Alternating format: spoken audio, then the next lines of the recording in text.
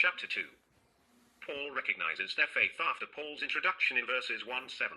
Paul addresses his audience directly. 8. First, I thank my God through Jesus Christ for you all, because your faith is being proclaimed throughout the whole world. What did they do that would make them known throughout the whole world? That is, the Western world. Was Paul greatly exaggerating their fame?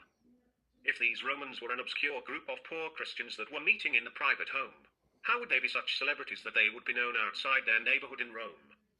How they became famous, the answer is found when we realize who they were. As I wrote in my introduction, Paul was writing to the British royal family who had been captured and brought to Rome 2 years earlier, 52 AD.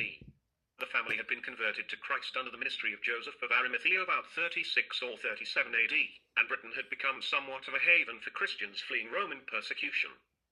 Rome had been fighting the British for 9 years, and Tacitus, the Roman historian of the day, wrote in his Annals, Book 12, their Roman army then marched against the Silures, British tribe, a naturally fierce people and now full of confidence in the might of Caractacus, Roman name for Caradoc, father of Linus and Claudia, who by many an indecisive and many a successful battle had raised himself far above all the other generals of the Britons.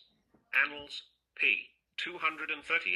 He then writes of the decisive Roman victory. It was a glorious victory. The wife and daughter of Caractacus were captured, and his brothers too were admitted to surrender. p. 239. He then tells us that they were brought to Rome to be paraded in the streets of the capital as a glorious triumph of the Emperor Claudius. There is seldom safety for the unfortunate, and Caractacus, seeking the protection of Cartismandua, queen of the Brigantes, was put in chains and delivered up to the conquerors, 9 years after the beginning of the war in Britain. His fame had spread thence, and travelled to the neighbouring islands and provinces, and was actually celebrated in Italy. All were eager to see the great man, who for so many years had defied our power. Even at Rome the name of Caractacus was no obscure one, and the emperor, while he exalted his own glory, enhanced the renown of the vanquished. p. 239. Caractacus and his family appeared before Claudius himself, where the great British general gave a famous speech that used to be memorized by every British schoolboy in much the same manner that American children had memorized Lincoln's Gettysburg Address. Tacitus records the speech in Annals 12. Okay, so this is interesting, isn't it? You never think of the book of Romans being associated or affected by ancient Britain. 12:37. Had my government in Britain been directed solely with a view to the preservation of my hereditary domains, or the aggrandizement of my own family, I might long since have entered this city an ally, not a prisoner, nor would you have disdained for a friend a king descended from illustrious ancestors, and the dictator of many nations. My present condition, stripped of its former majesty, is as adverse to myself as it is a cause of triumph to you. What then? I was lord over men, horses, arms, wealth. What wonder if at your dictation I refused to re-sign them? Does it follow that because the Romans aspire to universal domination, every nation is to accept the vassalage they would impose?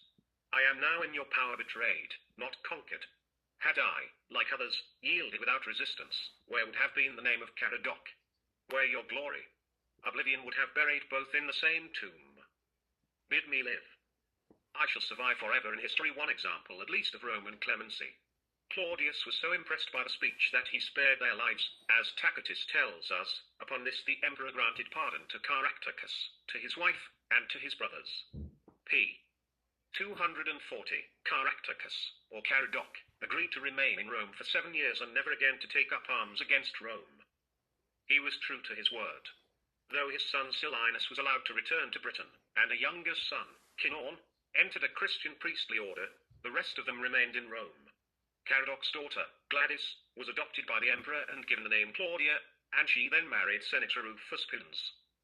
Their mansion came to be known as the Palatium Britannicum, or Palace of the Britons. I have a friend who had his photo taken at the location of this palace while he was in Rome some years ago. The photo is reproduced at the end of chapter 21 of Lessons from Church History, Volume 1. St. Pudenziana's Basilica is built over the remains of this old palace. Pudenziana, or Pudentiana, was the daughter of Rufus and Claudia. She was martyred in Rome in the year 107. We can see, then, what was behind Paul's statement in Romans 1:8 that their faith was being proclaimed throughout the whole Roman world. They were far more famous than Paul himself, who was, at that time, just an obscure evangelist of a new religion. Upon hearing of this celebrated